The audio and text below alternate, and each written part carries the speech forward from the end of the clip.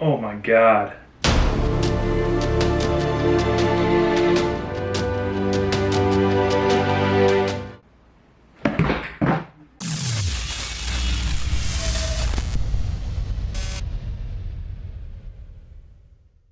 What's going on, everyone? You know me, it's Will, Proper Programmer. I am kind of back. I've always been around. I am very sporadic with my videos, and I deeply apologize for that. Yeah, I had just built myself a brand new stinking desktop. My old laptop could not handle it. It was very slow.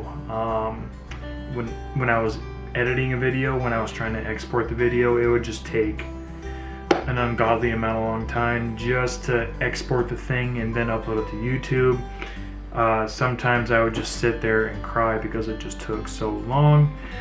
But we are now here with a better build. In this video, I will be going over how I built it, like every single step, from all the way from detailing out each component to actually putting it all together on the motherboard and then into the case, and then wrapping it up with some cable management. My cable management probably isn't the best. If you guys are new to the channel, please go ahead and subscribe and like this video. If you guys are currently subscribed, hey, stick around. I'm going to be showing you a great build, one that's going to be perfect for video editing in 2020. All right, what's going on, guys? We are here now at my desk. I have all of my parts here. I'm pretty sure I got my CPU, my GPU, my power supply, my motherboard, RAM, SSD, HDD, and the stick for Windows 10. You guys won't be seeing the rest of my pretty face, so we're just gonna have this top view down. I was thinking about doing like a first person view kind of a thing for you guys, but yeah, just my laziness got the best of me. So we're just gonna deal with this view, and hopefully I remember that the camera's up here, and I guess we can get into this. So let's go over each part. I'll explain why I chose them, mostly. So at Costco, they have a 3-pack of 64 gig USB sticks. Surprisingly, for some reason, I did not have anything bigger than 8 gigs on a USB stick. I have a crap ton of hard drives, micro SD cards, but though I didn't want to flash some of them because I have some photos and videos of them on there. So Costco, I think it was like $20, I think, for 3 of these, and they're all 64 gigs. Pretty cool. So we got Windows 10 on there, and I guess I will just start with the power supply. You guys can't really see that. So the power supply here, 600 watts. It's going to be perfect for what I need. Altogether, I put my I'll probably link my PC part picker list on my description. But yeah, if you go to pcpartpicker.com and you choose out your parts, it'll actually tell you it'll give you a wattage based upon all your different components that you have when it's just kind of idle / doing just standard stuff. But if you're doing anything extra like gaming or gaming and streaming, obviously you're going to be using more power, thus putting out more wattage. My wattage at just a standard wattage that they had mapped out from everything, I think including the GPU, was about 300 watts. So I have some room to play with if I ever do want to try gaming. This isn't a gaming build at all. I think I have already mentioned this in the video before. I'm just recording this first before my actual intro. So yeah, 600 watts, and there is an RGB fan here. This video is going to be kind of long, so I do apologize, but yeah, RGB fan in here. I'm going to take everything out as I need them. They're all going to stay in their box until I need them. So 600 watt, it's also 80 plus bronze, so pretty efficient in that respect. Apparently is ultra quiet, we'll see about that. 12 volt, 99% output, and there is an eco mode for when it's not using much power. That's my power supply, and I'll save the best for last. Let's see here. This is nothing special. This is a 2 terabyte hard drive. Let me try and bring it up here. I don't know if it's gonna focus. 2 terabyte hard drive. I'll leave a link for all the parts in the description below, and they will be affiliate links. Sorry, I have to, I'm not used to reverse, I have to like reverse my motion with how I'm looking at the LCD. But yeah, 2 terabyte Dell. It's the Enterprise class hard drive, WD-RE4GP. I'm trying to remember, because the reason why I have this out of the box is because I had a build back when I first built one in college, and I kept this when I sold my old desktop because I never used it. I built it to game, and then I just stopped playing video games. But yeah, so I have 2 terabyte here for just storage, and then I bought this 250 gigs.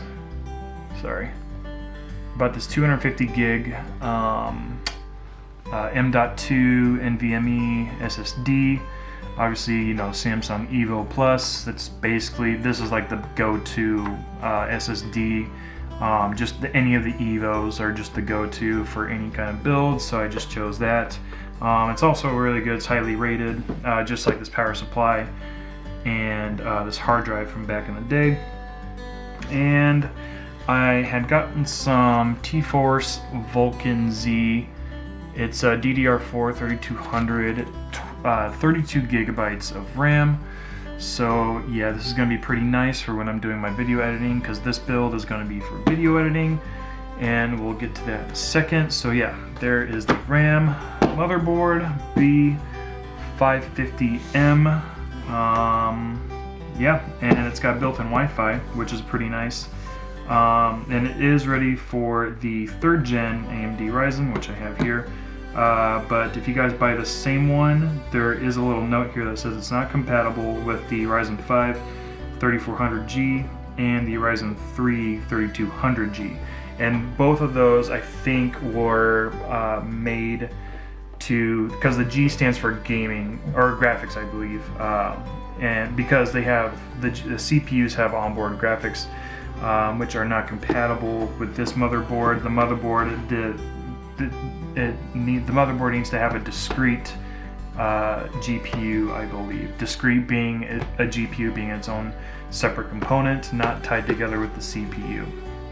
So yeah, not much else. It's actually fairly simple. It is a micro ATX, so it is smaller than your ATX, and I believe there's only one PCI 16 port, which is fine. I'm only using this for video editing. I'm not really going about doing anything else with this, just video editing. And let's see here, there's 2 USB 3.2 Gen 1, and then HDMI, DisplayPort, VGA, keyboard, mouse, another USB 2.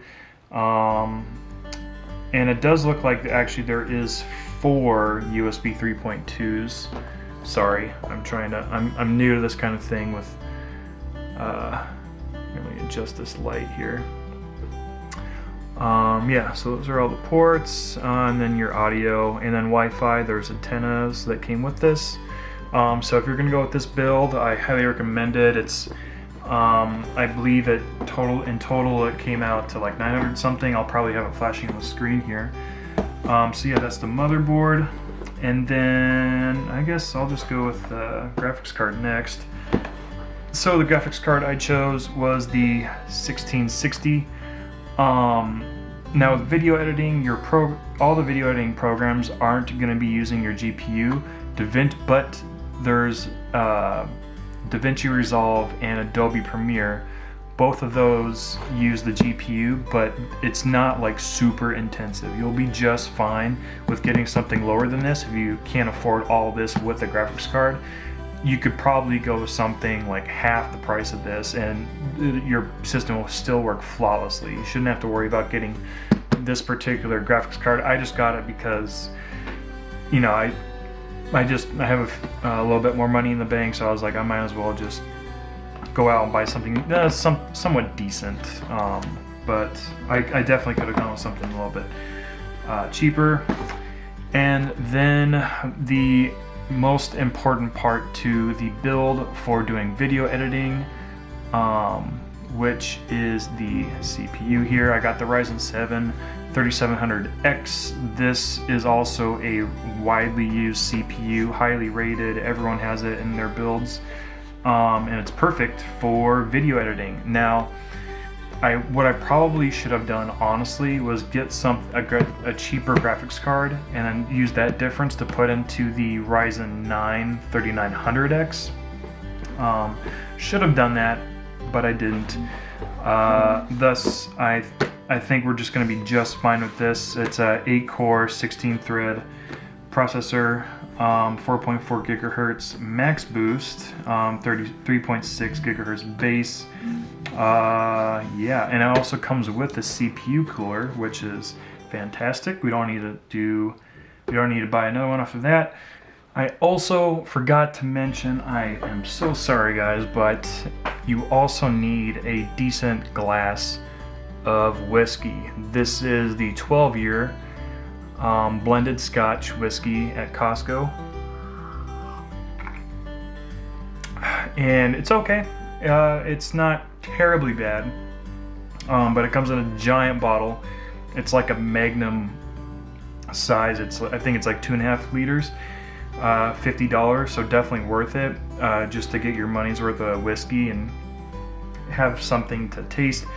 But for the sake of electronics and components, you also need a little bit of water to keep yourself hydrated from the whiskey and from doing this build. But we're gonna set these off the table, so yeah, we'll toss it off to the side. And for those that have never built a PC before and are following along, before you put anything in to your desktop, unless you want to be super cocky, is you want to put your motherboard on top of your motherboard case. And the reason why we're doing this is because if we were to put everything, oh yeah, and I didn't show you guys the case, you guys will see it later. The important thing of when you're doing your build, before you even put it in the case, because when you put it in your case and you figure out something's wrong, then you gotta take it all out and do it all over again. You might have to do it repeatedly because sometimes things don't go as planned, but most of the times they do. So first you want to get your motherboard out, and don't worry about me. You do want to have an electrostatic band, or you can do what I do. This is a glass top, and the glass top is nice because it is non-conductive, and I'm actually grounding myself to my desk. My desk is metal, so as long as you're touching metal, you'll be fine. But just as an extra precautionary thing, just don't touch any of the little tiny components, just as an extra precaution. I mean, I'll try not to, but we'll be fine. As long as you're touching metal and you're grounding yourself, you're good. And first thing that we're going to do is, sorry, I need to do it from my view, is we need to take this little bar here. If you got the same, this should be the same across all motherboards. Take this little bar, or there should be a mechanism that's similar, and lift it up. So there's like a little bar here that you need to lift up. What Ryzen did, I believe, with all their CPUs that come with a cooler is they put pre-applied thermal paste, which is pretty nice, so you don't need to worry about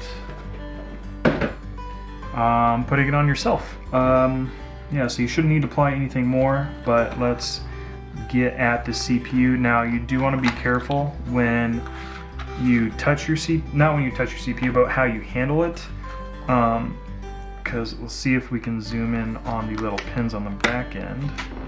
But there's these crap ton of little pins. I don't know if you can, but there's these tiny little pins. Hopefully I don't drop it. And they all need to be pointing in the same direction. So if you take a look at it, they should all be pointing in the same direction. If any of them are bent, you need to be super careful if you are going to try it yourself to rebend them back.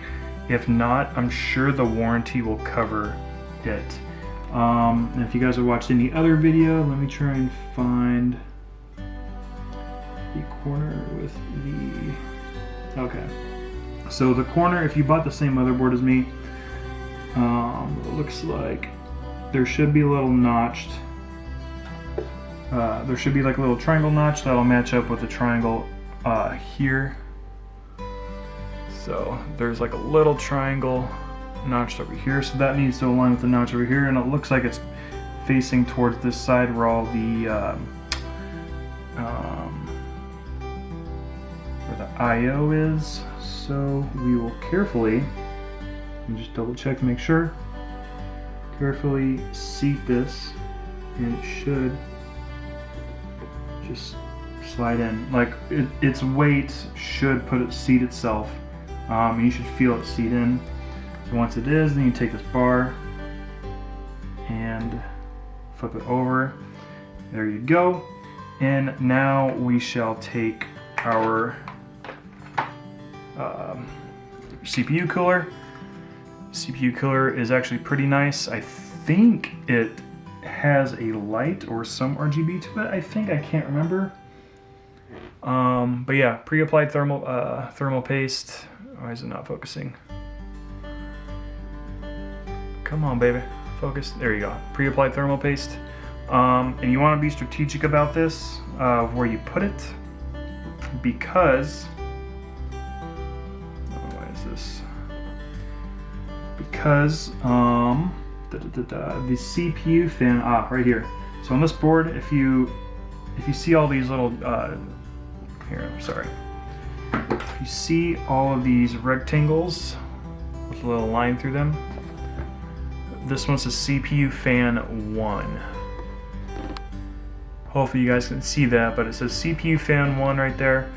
That is what we're going to be using for our fan. So, and then like there's these little black bars on the motherboard that you will be able to seat this thing into.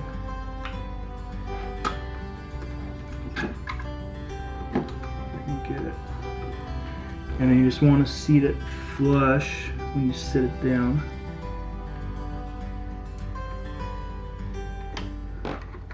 You don't want to be doing much adjusting when you're coming down because you're messing around with all that thermal paste. But there we go. Okay. And then I think you just pull this guy up here.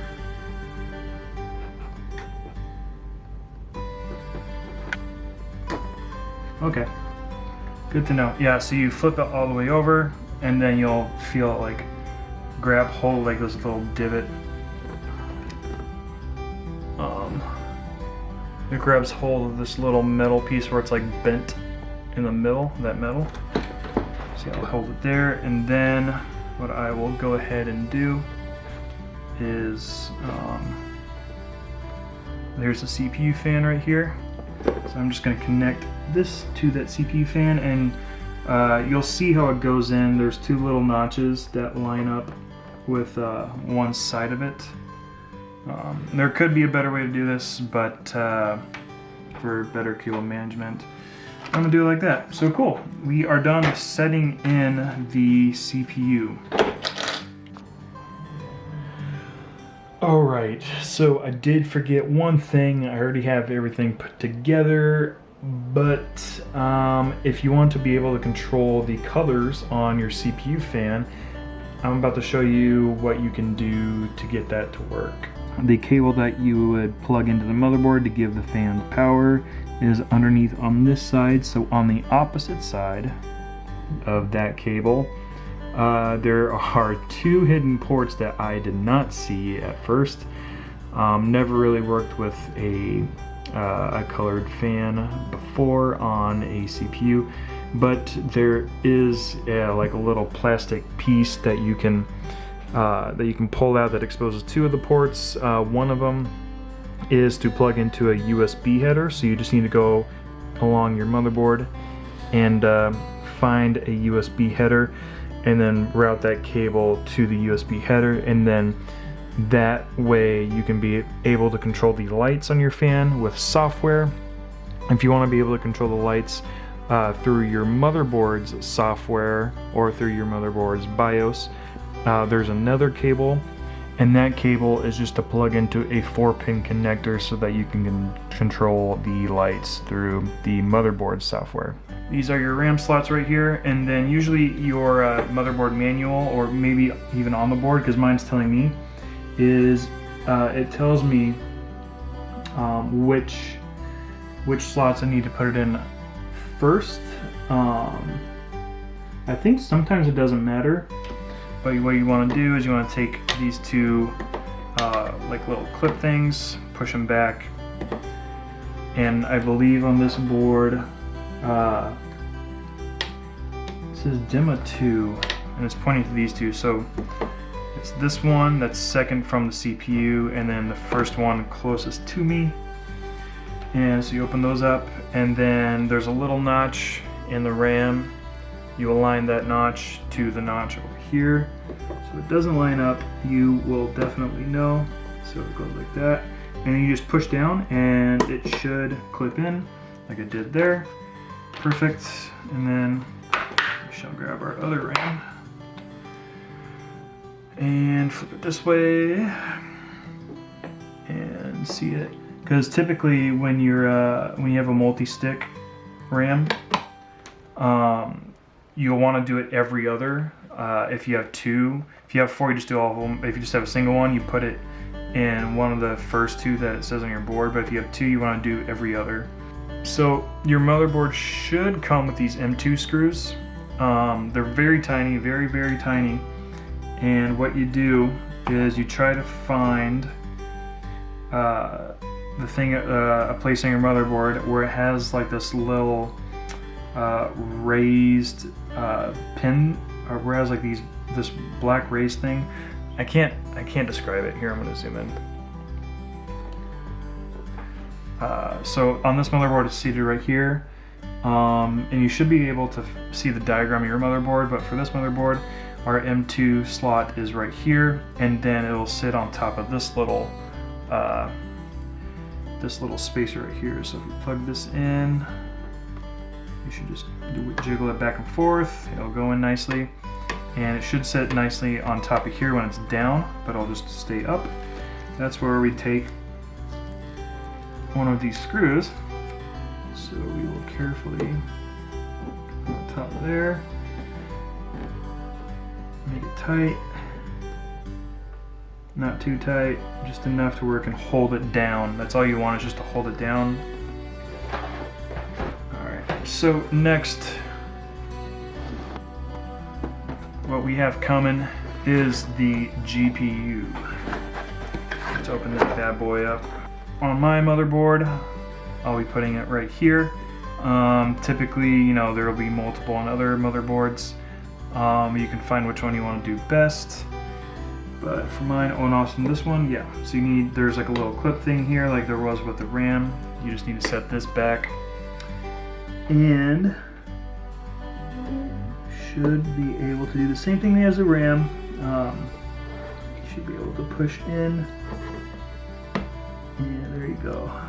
Now, next thing is to get the power supply. My power supply is modular. You'll see that on some websites. I forgot to mention that. It's actually semi-modular because it comes with these cables, but if you need to add more or remove any, you can do so on those ports right there. Before we plug in our power supply, let's plug in these cables. Alright, 24 pin right here. So this very big one will go into this one. There we go. It should clip in on the side. It takes a little bit of force. Don't be afraid. I used to sweat my balls off when I would try to put this thing in because, oh my god, it takes so much force you think you're going to kill the thing. So next we need power for the GPU and the CPU power. So you can take any one of these. So here we shall attach. Yeah, we'll be taking this one for the GPU. That's it, just a 24 CPU and GPU, and then you're good to go. Test it and fire it up. Make sure that it is seeing everything. Luckily, I read this thing, but I did do it right. The red is for CPU, and the green, the green is for your PCIe. And then on your power supply, it should tell you, zoom in, just try to get in here a little bit. On mine, if yours is modular, it should tell you right here whether, like, which side is for what. So you want to plug in the modular cable into the side that says PCIe/CPU. PCIe being for this graphics card. Now we only need just 8 for this graphics card because it does not take enough, a lot of power. I don't think it matters which one we plug into here. It'll be good to go there. So we have everything plugged in. Everything should work. So we shall give this a try. We need to know where our power positive and negative is, so we can short it to turn on our PC. So the side with no pin, right next to it is the 2 power switches, so we just need to short that, and is the JFP1. So looking at JFP1, it is right here. So we shall zoom in. I'll zoom in all the way. Make sure we get it. So it's right here, JPF1, and we just need to short the back 2 pins towards the GPU, and that should turn everything on.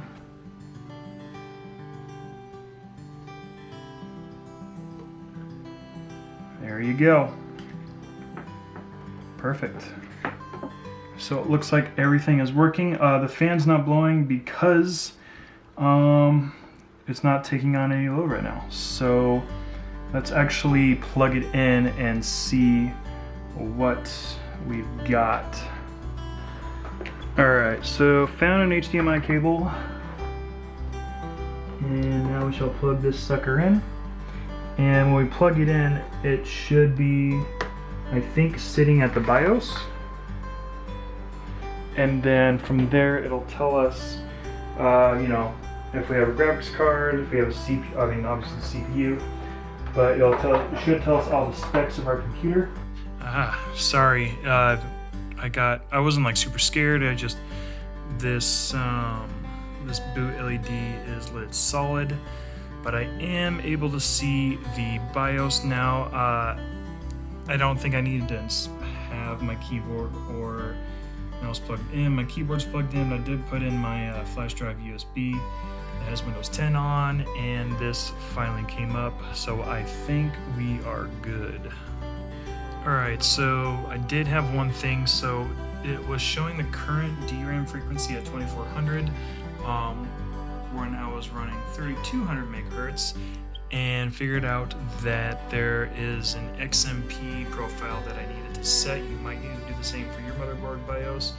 So I think for MSI, if your dashboard looks the same, all you need to do is just to select this guy, and you can do that by pressing enter or clicking on it, and it should be lit up like that and not black like profile 2.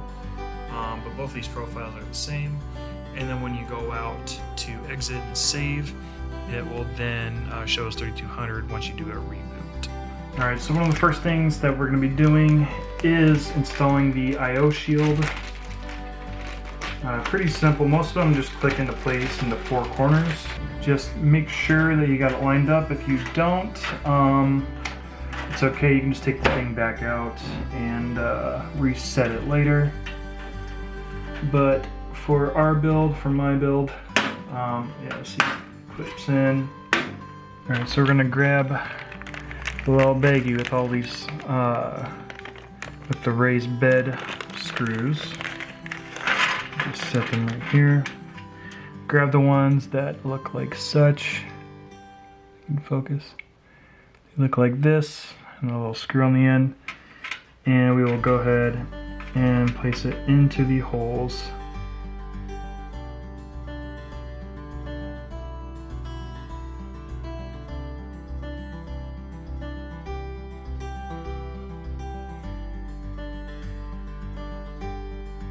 So all of the holes, I guess I didn't notice, but all the holes that are marked AM, we are going to put the standing screws in.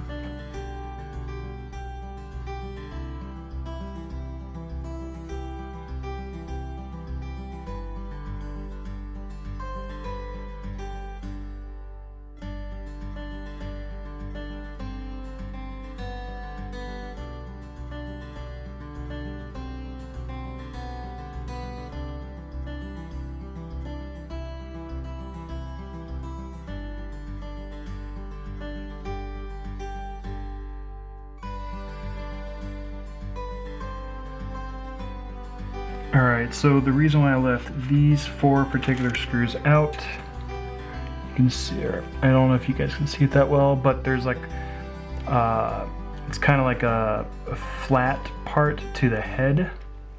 But yeah, so you're going to take 4 of these. These are going to be used for the power supply. So we can set those guys aside. And then with the MSI bag, or the MSI box, I got a bag labeled 2300. These ones are for when we go to set in the motherboard.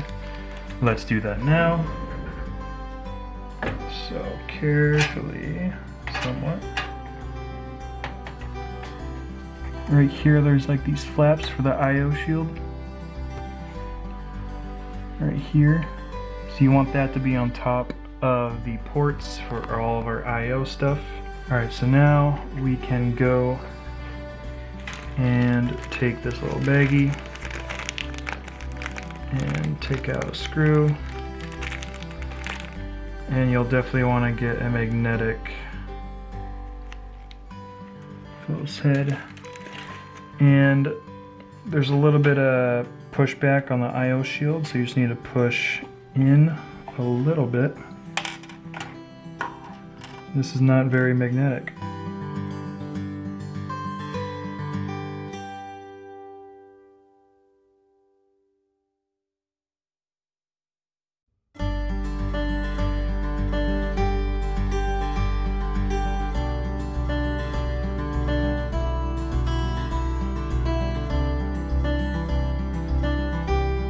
Okay, so now we need to figure out which we're going to be plugging in our GPU now. So now we have the motherboard all situated onto the case here. Now we just need to plug in our GPU. So I hope you guys can see these. You guys can, just barely.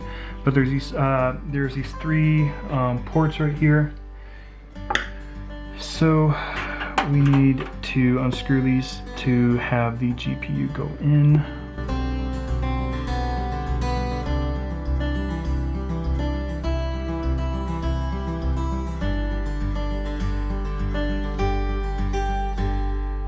Don't forget to set back this little fit notch here that holds the GPU. And then have this baby come down. Oops. Completely missed it, but there we go. Boom. Snapped in. Oops. My bad. I did not see that. See, my previous GPU did not have this, but there's a little piece right there. So you need to take that off so we can screw it in.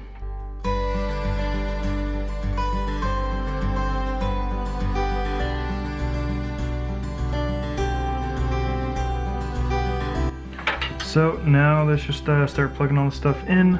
So all this is labeled. So this is HD audio and JAUD1, I believe, is the audio. And if you try to force your way in, you'll probably see that you're probably going to get blocked.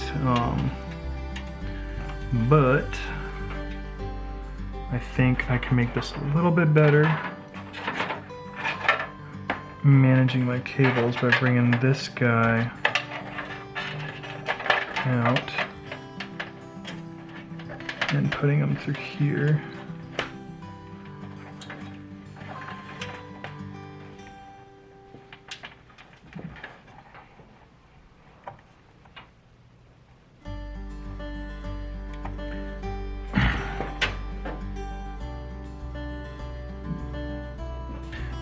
This blue guy here goes on the side.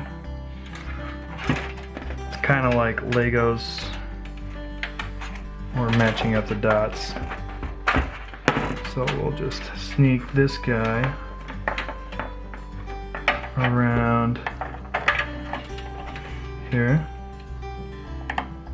And oops, I reversed. Plug him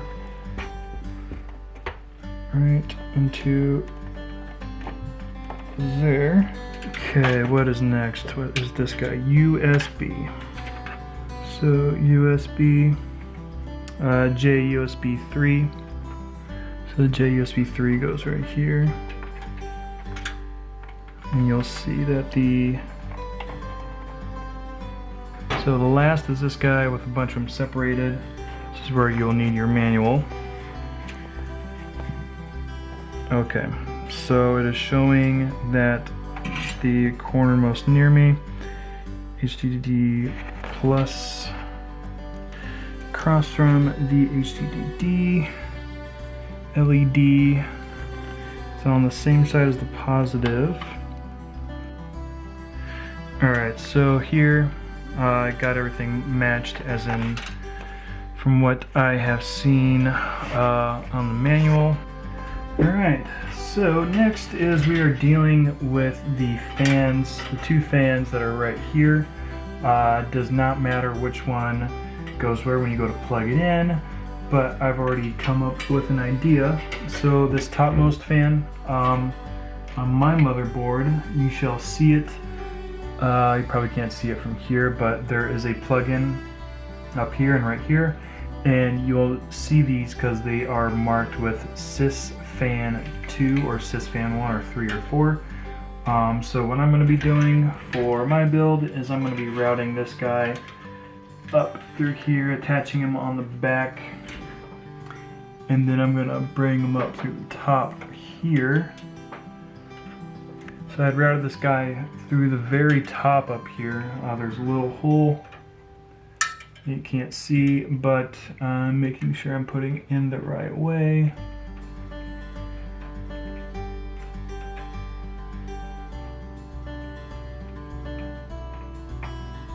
And my fan only has 3 pins, and it's a 4-pin connector. That's completely fine. There's a little notch to indicate where you should put your connector in. It'll line up perfectly when you do.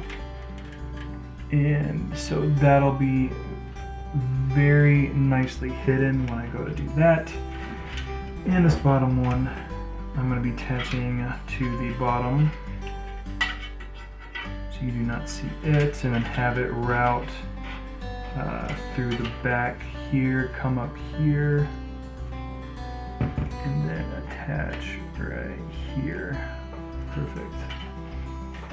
And then we will do cable management very last. We're just positioning the cables the right way that we want to do it, and then we'll go ahead and zip tie everything down once we do have everything set where we want to set it. Alright, oh my god, that's bright.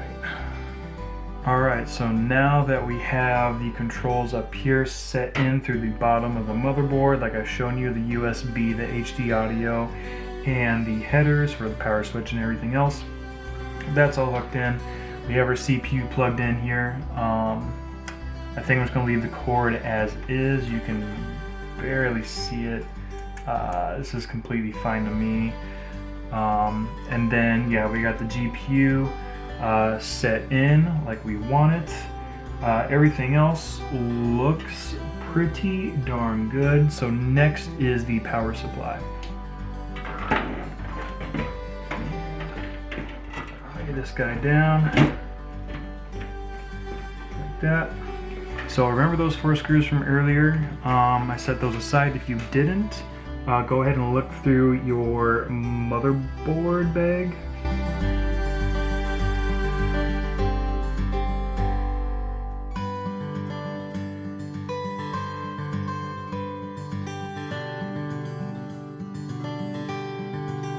I apologize again if you guys can't see everything. I mean, I know I'm not the only one on YouTube doing this, but I figured I would document it anyways, just for another video upload.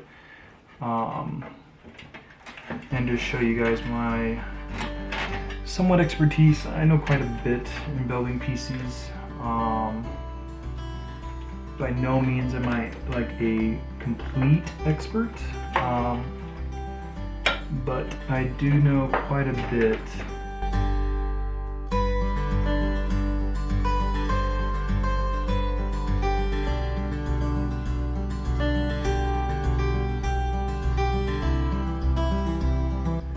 Hopefully I found a better angle but I routed the CPU fan up through a little hole up here, and this is going to be very tight indeed. Holy cow, that cable is pretty damn tight. Alright, so next is the GPU cable. If I come up through the bottom here,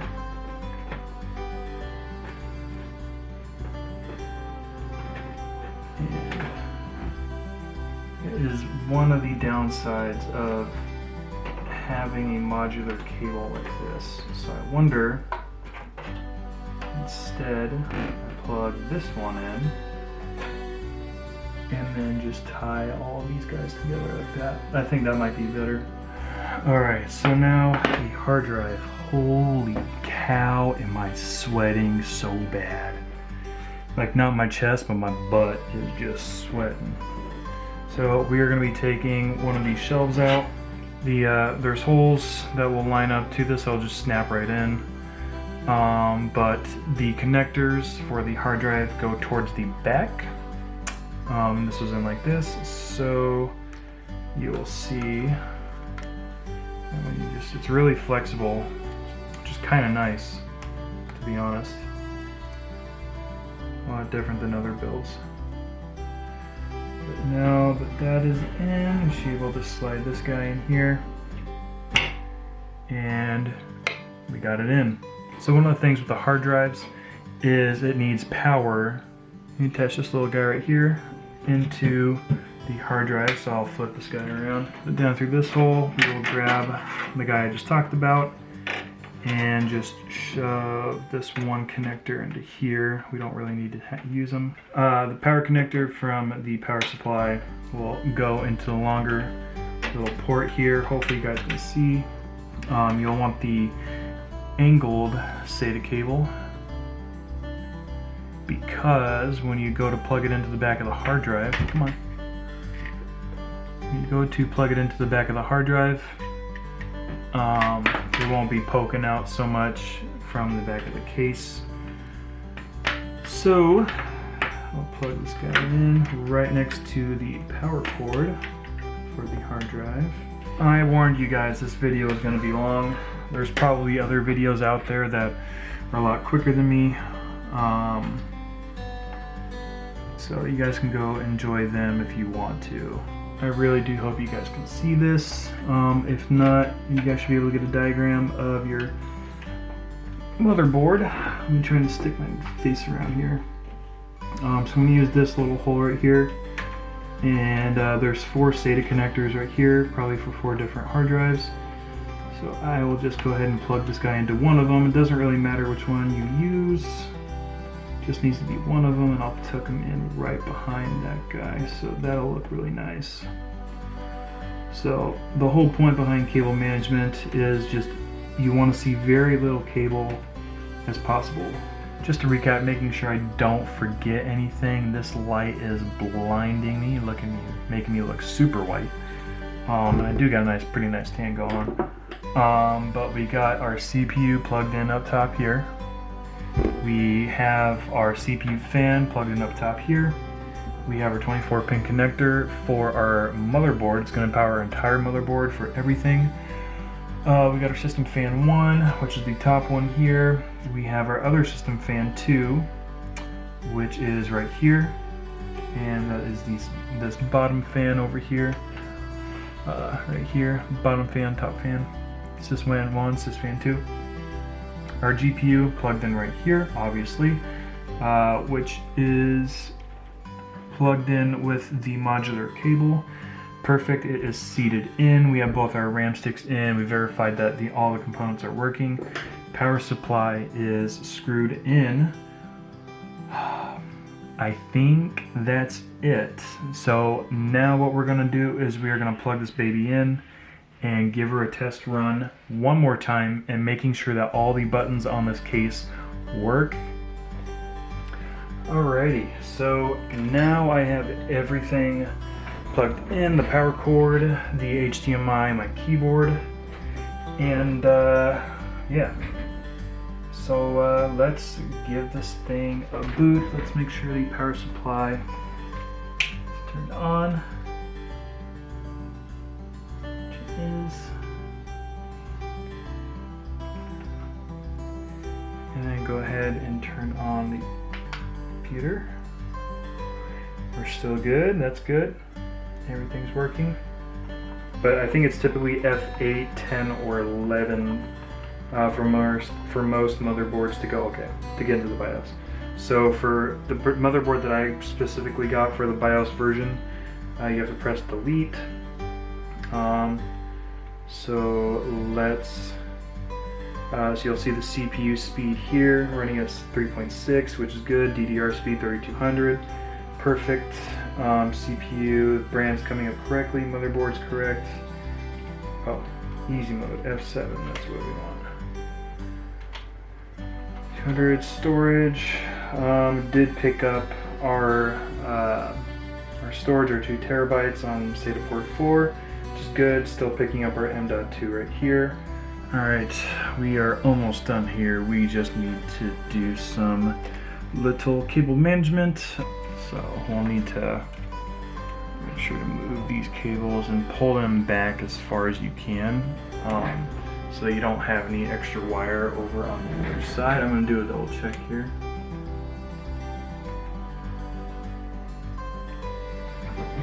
So that looks good, and there is a tie down place. There's like these little raised metal pieces. So what you'll do is you'll take your zip tie, feed it through here if you can.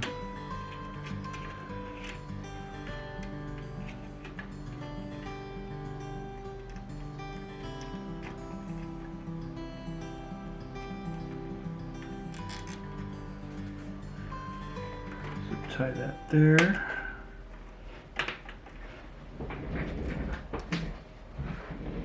And then right now I'm zip tying the front near where that dangling modular cable for the GPU is.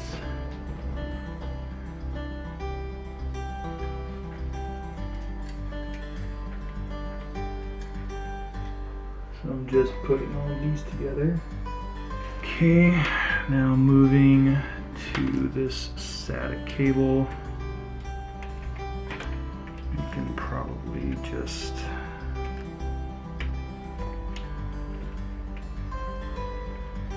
bend that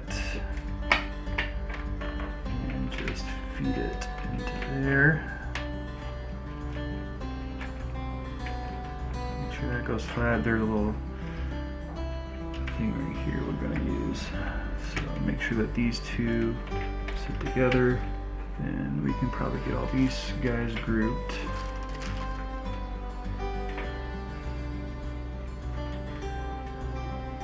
To go through this one.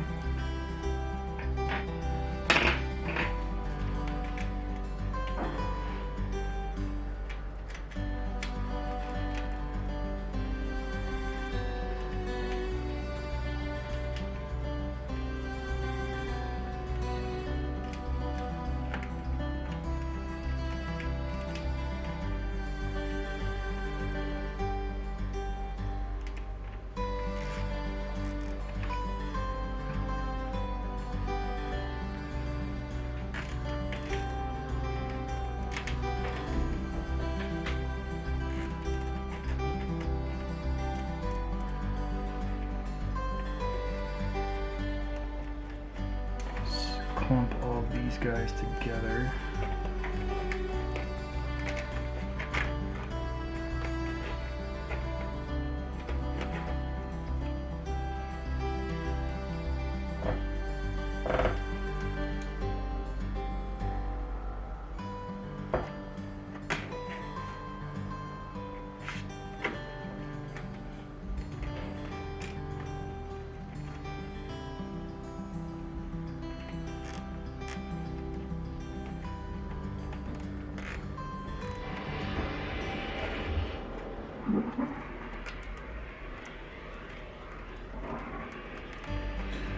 sure they're all flat, and then group it together.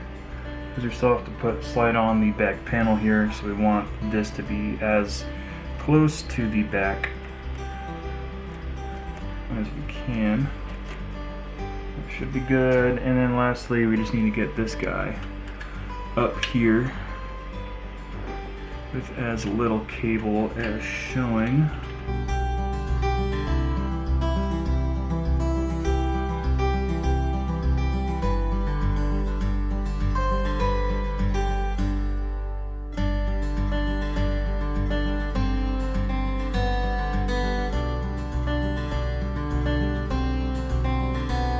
Alright, now we're done, and that is it with the cable management. Alright, so that is it for this video. I hope you guys enjoyed it. I know it's not programming related content, but it is somewhat related since we have to use this thing anyways to program, and I think in the future I am going to be programming on it, just because when I go to record my screen or anything like that on my laptop, it gets super slow and it's a pain and you know what to deal with. So from now on, I'm going to be using my desktop for filming and programming on. So again, if you guys are new to the channel, please consider subscribing. I would appreciate it a lot. Probably won't be doing this much more, but I mean, if a lot of people like this, I think by the time I'm in the tens of thousands of subscribers, I might even do a build and have it as like a giveaway in the future. But with this many subscribers and me wanting to start this thing up, it's not going to probably happen. And if you liked the video, go ahead and like it. If you disliked it and it was way too long, I agree with you. No video should be over like 15-20 minutes long. So dislike it if you want to. Go ahead and do that. But I hope you guys have a good rest of your day and stay safe during quarantine. I'll see you in my next video. Peace.